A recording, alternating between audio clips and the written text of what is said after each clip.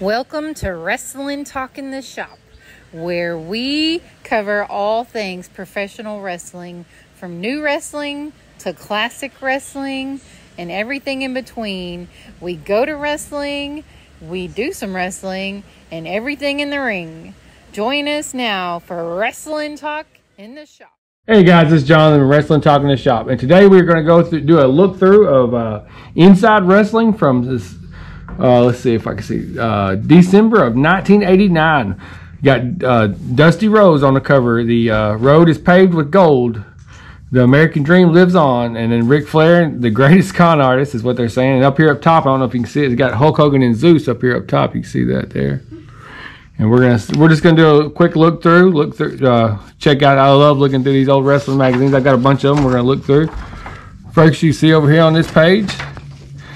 Last chance. WWF action figures are still available. I'd like to have those. We've got a couple of them, but I would love to have another chance there. Then you can see over. There's a white shirt Hogan. Yeah, white shirt Hogan. Bam Bam Bigelow. Honky Tonk Man. Vince McMahon. See if we can get him a little closer. Then over here, him. Yeah. There's the Heart Foundation. Yeah. I'd like to have those. Killer Bees. I'd like to have Killer Bees and Harley Race there. Yeah. But over here you got the, you can order past issues. You can get 36 wrestling magazines for $45. And we'll look here. This is, they're talking about Dusty and Tully Blanchard here. Tully Blanchard draws blood up from Dusty's eye. Reader Marty Keppel would like to see the legendary Dusty feud resume in the WWF. Dusty and Tully. I guess he doesn't know how it turns out for Dusty in the WWF. They put him in polka dots. Over here you got Flying Brian Pillman dropkicks Mike Rotunda. Reader Bart Lewis opinion: the talent Pillman combines the best attributes of Lex Luger and Rick Steamboat and Mil Mascaras. And you got Andre the Giant over here. He's fixing to choke out. Looks like Hacksaw Jim Duggan. Let's see. Andre the Giant towers over Hacksaw Duggan. Reader Andy says Andre is still an awesome individual, even if he's not as skilled as he once was. Their editor's notebook. Does it say who the editor is? Is that Stu Sachs, editor-in-chief. And you've got over here. They've got some different advertisements. You can get the VHS Lord of the Rings there. Ringmasters. These are VHSs. You got over here, and down here you got the Von Erichs front row ringside. I actually own that. The book? Yeah, that's the book there. That's the book. You watched one of our older videos. Yeah, we did a look through of that book, but $14. You can't get it at that price for now. Top Secrets Behind the Dressing Room Door by David Rosenbaum. Is that what? How did I pronounce that wrong? Rosenbaum. They're gonna butcher me saying I don't know how to do that. Different magazines over here. You can see you got Macho Man on Hulk Hogan, Pro Wrestling Illustrated 1988, Sting, Lex Luger. This page is kind of here. See if you can get that one apart there. We got over here. On the Road with Craig Peters. Let's see what he's doing. Talking about roller derby. You don't see no roller derby nowadays. I guess it's thing of the past. Yeah, it's sort of tied in with pro wrestling there. But you can get your roller derby. Roller games. Yeah. That was the hit thing. Here we go. Here's the Macho. Here's the names making news. Let's see. What did Macho Man? It didn't take long for Randy Savage to get back on track. Just 2 days after suffering one of the most crushing losses of his career at SummerSlam '89, Macho Man bounced back to defeat Hacksaw Duggan in Portland, Maine, and became the new king of the WWF. It's an important victory for Savage, who reportedly distraught over the loss he and Zeus suffered at the hands of Brutus Beefcake and Hulk Hogan. Savage was especially upset over the actions of former manager Elizabeth, who was instrumental in the Beefcake and Hogan victory. And there were also signs that Zeus's days in the WWF might be numbered. He didn't wrestle on the big Portland Superstars of Wrestling TV taping, but now the Savage Sensational Sherry pairing seems solid. Savage, in fact, might have won the Duggan match without Sherry's interference. Sherry dropped her purse on the mat and Savage used it to hit Savage and score the pin.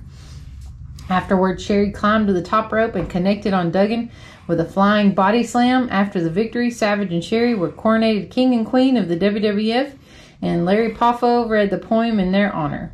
Less than a year ago, Savage and Elizabeth were undoubtedly the king and queen of the Federation, but times have indeed changed. And then Chavo Guerrero is signed with the NWA for several dates in Texas. Jerry Lawler and Kerry Von yeah, Erich this have is around there. And Around there. several times over the past 18 months. Around their time, they were feuding over. They were they eventually united both the CWA title and the World WCCW title, and Jerry Lawler won that bout. That happened at Super Clash 3, so this was around that time. You got Robert Fuller over here. There's Kerry right there. Yeah, and then Joe. What's that? How you? Savaldi, Never heard of Joe Savaldi. the Baron von Rasch. Yeah, he was another master of the claw there. We'll turn the page and see what.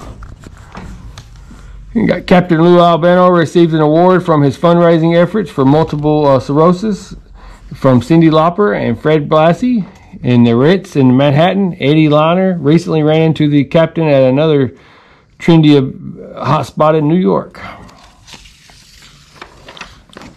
And you got Ronnie Garvin. Ronnie Garvin, he got a world title run with the NWA. He's got a win over Ric Flair. Ronnie Garvin used to openly talk with Liz Hunter. Now he is letting Vince McMahon's money do his talking. And he has closed communications with our reporting. This is the magazine. I believe Bill Apter, he worked for this magazine for years. I read Bill Apter's book. Very good book if you'd, it's on Audible.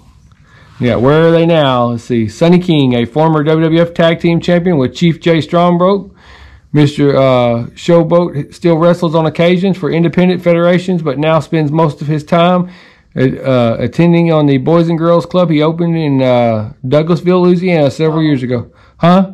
Donaldsville, Louisiana, he opened several years ago. It's exciting to be able to help kids get on the right track, said King. Sure love wrestling, but helping the children gives me much thrill. Nothing like else I've discovered. See, Paul Jones. What's Paul? The Florida... Former Florida, Texas, and U.S. champion, was a major star as a wrestler and manager in the NWA for nearly 2 decades. The wily veteran is now applying his managing skills in the independent circuit in the Carolinas. I'm managing the Super Enforcer, and I'm back with Ivan Koloff since he returned to his senses and hates the fans again, reported Jones. Soon, perhaps I'll decide to return to the NWA and dominate once again. Wahoo McDaniel, the legendary Indian chief, was forced to retire from active competition in June after suffering a detached retina in a match against Wayne Bloom and Mike Enos. The former U.S., Texas, and Southern champion is now an executive road agent in the NWA, helping coordinate events all over the country. I miss wrestling, but this is the next best thing. Please tell the fans I'll always love them. He also did that for WWF for a while. Then Tommy Rogers, the former member of the Fantastics with Bobby Fulton, is currently living in his home in Florida training camp. The former U.S. Tag Team Champion is now looking forward to traveling to Japan to wrestle and also seeking matches against USWA Champion Jerry Lawler and still CFW title holder Dennis Condrey. I'm still going to team with Bobby from time to time. Rogers insists he is a great wrestler and always the greatest friend in the world. Then you go over here, you got Ronnie Garvin with a chokehold on Scott Steiner. Now, I believe Scott Steiner 100% would kill Ronnie Garvin in a match. Or not Ronnie, Jim Garvin. Jim Garvin. One half of it's, what are they, cousins? Yeah, I think they're cousins or something. What were they, kayfabe cousins or brothers or whatever they were. But Jim Garvin's sleephold has Scott Steiner in deep trouble. The word trouble and Garvin have practically been synonymous for 15 years. Then you got a nice 8x10 of Jim Garvin there. And over here you got coming in October 24, or I guess it may be, A special issue. A special issue. October 24th of 89. Oh, yeah, I knew that. Okay. What we got over here? Honky Tonk Man versus Dusty Rhodes. Wayne Bloom versus Greg Gagne. Turn the page here. What we got? A lot of advertisements in these magazines, I guess. That's fillers. Yeah. Embry beats P.Y. Chiha. Chaha. Okay. But the battle for Texas has just begun. This is around this time, I read a story once that said Eric Embry was actually living in the Sportatorium. I don't know if that's true or what, but he was the booker around that time. Texas has been a battleground for enemy wrestlers many times in the past, but never has there been a feud like the currently been fought, with Eric Embry in the corner and General Skandar Akbar in the other. Battle for the Texas is heating up, and they were on the way down. I think they were tearing the banner down here and putting up the USDWA banner. Eric, this is Embry attempts to throw Chingha above give a waist lock there. Chingha manager Tojo Yomoto has formed an alliance with General Skandar Akbar in efforts to drive Embry out of the Federation. Yeah, butcher's too bad. I know we probably pronounced those names wrong, but some golden days of professional wrestling right here. And you got nice. Lex Luger, Rick Steiner is the dumbest man alive. Some might still say that. You'll see, read that up there. Rick Steiner has a lot of fans, but the U.S. champion Lex Luger isn't among them. When the total package looks at the dog-faced gremlin, he sees a pathetic excuse for a human being that should not be allowed near a wrestling ring. Luger's arrogance certainly matches his musculature. Rick Steiner, he's a great wrestler. His son's tearing it up today. Full results of SummerSlam '89. And let's see, you got over here, you got the Hart Foundation versus the Brainbusters. Bret Hart and Jim Neidhart double teaming Tully Blanchard. Dusty and the Honky Tonk Man. Over here you got Jack Rouget demonstrates his perfect execution of flying dropkick against Tito Santana. The actions of a six-man tag team match are incredibly paced. Nature Boy Ric Flair looking only like he can look. If the world has learned anything about Ric Flair over the years, it's not to take the champ at face value. Is Sting making the mistake of his young life by trusting Tricky Rick? Yes, he is. Spoiler. Don't be deceived, world. Ric Flair is wrestling's greatest con artist. I seen where Tony Khan, player in the game, where he wanted to turn on Sting one last time. There he is, Sting pounding Terry Funk there. Larry Zbyszko, I'm going to retire the AWA World Title, and I think he did.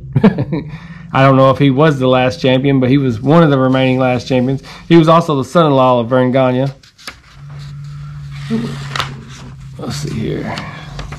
Got the pages. Let's see the pages. Nice story spread over Larry Zbyszko. I've managed to retire great stars like Bruno Sammartino and Nick Bockwinkel, but I'm not finished yet. He broke Bruno's neck. Larry Zbyszko mugs for a ringside photography as he applies a chin lock against Tommy Rogers. Tommy what? What's that? Right there. Oh, Jammer? Yeah, Zbyszko is angered by the notion that he is not a worthy champion. Oh, you're a fine champion, Zbyszko. The dusty road is paved with gold. Hopefully so. The dream lives on. Next generation is coming at it now. Oh, that's right. Different shots. You got Dusty handcuffing the Big Boss Man. To the ropes, and then the dream pounds away on Ted DiBiase. That's who he's beating on there. And then he's fighting the Big Boss Man, bear hug. Over here you got different. The Rock and Roll Express takes a while. This is just what the months. I don't know if these are coming or past issues or what, but. And they got different magazine. Oh, different magazine. Oh, we got different. Oh, 1-on-1. I bet this was a good match to see. Mike Rotunda versus Steve Williams. Seems to. I'd like to find that match somewhere. Seems to me like I've seen you in one street fight and you lost. You don't sound so tough to me, Mike Rotunda. And then tough enough to kick your butt, Worm. If you took a beating I did from Gordy, you'd be in traction. That's Steve Williams. He's going into the half of the Hall of Fame this year. It's one half of USA or US Express. Big Boss Man shoves the boot into Hulk Hogan's throat over there, and you got Dragon, Ricky the Dragon Steamboat with his dragon.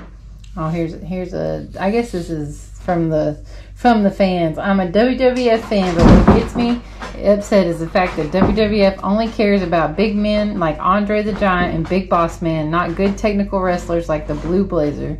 I thought the WWF treated him rotten, and the good technical wrestlers that he is, but he never even had a shot at the title. The Blue Blazer was one of my favorite wrestlers, but the WWF kicked him out. And you know who the Blue Blazer was? I do. That would hurt. Same gripes go on today. I mean, nothing changed. You know, WWF is always, or WWE, whatever, they've always pushed big guys, and you know, maybe now Triple H is getting more into the technical wrestling aspects of things. Ooh, yep. Let's see, read that. Which one? Right here. Eric Embry saved the day. Okay, I think every wrestling fan owes Eric Embry a big debt of gratitude. If not for Embry, world class would be in the hands of General Skandar Akbar and Toji Yamamoto. Yeah. Can you imagine that? Akbar and Yamamoto have no respect for the rules and would do everything for their own good. Now with the Federation in the hands of Max Andrews and the USWA, maybe things will go back to normal. Thanks, Eric. And that's from Ron DeStasio for work. We'll turn the page there. You got Michael Hayes, Freebird Michael Hayes is a dangerous drunk. Sergeant Slaughter found out at a New York club called Area. This is called Area. Oh, Area. Inside Wrestling's Eddie Elmer was on the scene the night Hayes was lit and hit the Sarge on fire. Wow.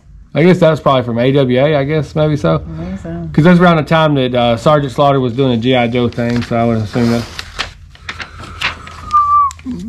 We got Andre attacks an opponent, Hacksaw Jim Duggan in the ring. That's acceptable behavior, but when he attacks a cameraman at ringside, he has to answer to the law. Andre faces charges of simple assault and criminal mischief. And that's a legit thing. I remember reading about it, so I don't think he got in much trouble. You know, he's done. Most fans people don't. We got different shots of Lex Luger versus Rick Steiner over here. Steiner bites Luger's arm, pushes Steiner's face towards the mat. The total package enjoys mocking Steiner because of his silly antics or whatever.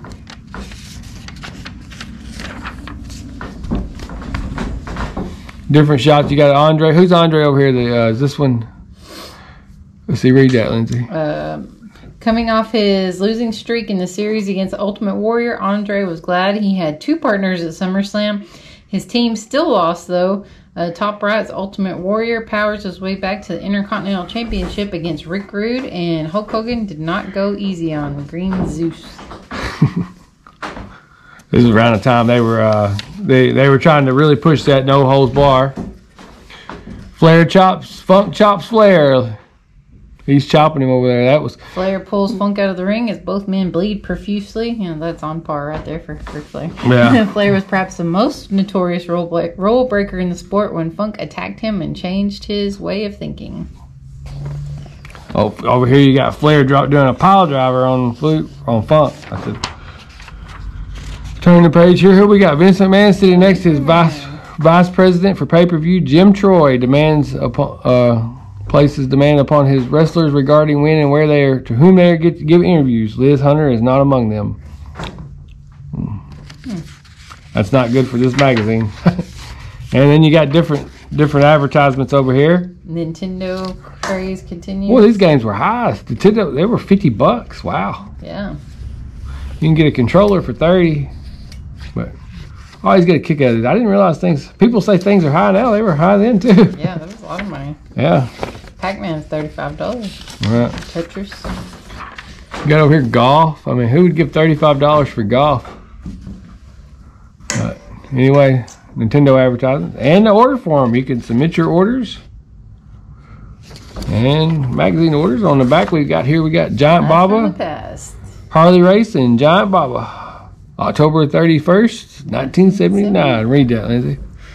Just call me. Giant Baba lets out a chilling howl as he delivers a perfectly executed gut-wrench suplex to the NWA World Champion Harley Race during his thrilling title match in Nagoya, Japan. Baba, who had previously captured the NWA belt from Jack Briscoe and held it for a week in 1974, thrilled his countrymen by defeating Race for his second world championship. Although he would lose it back to Race only 7 days later, Baba would again defeat the grizzled veteran on September 4th, 1980 in Saga, Japan, cementing his legend as one of the greatest Oriental grapplers of all time. And there you have it. That's going to wrap it up for this. Nope, cross-sell on the back. They're here.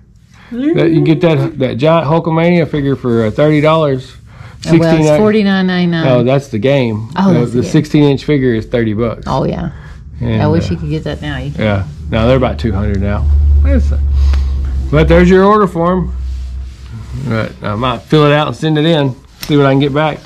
But there you have it for Inside Wrestling. Let's see, what year? 1989. Thanks for watching, guys. Like and subscribe. Hit that notification bell. Thanks for watching.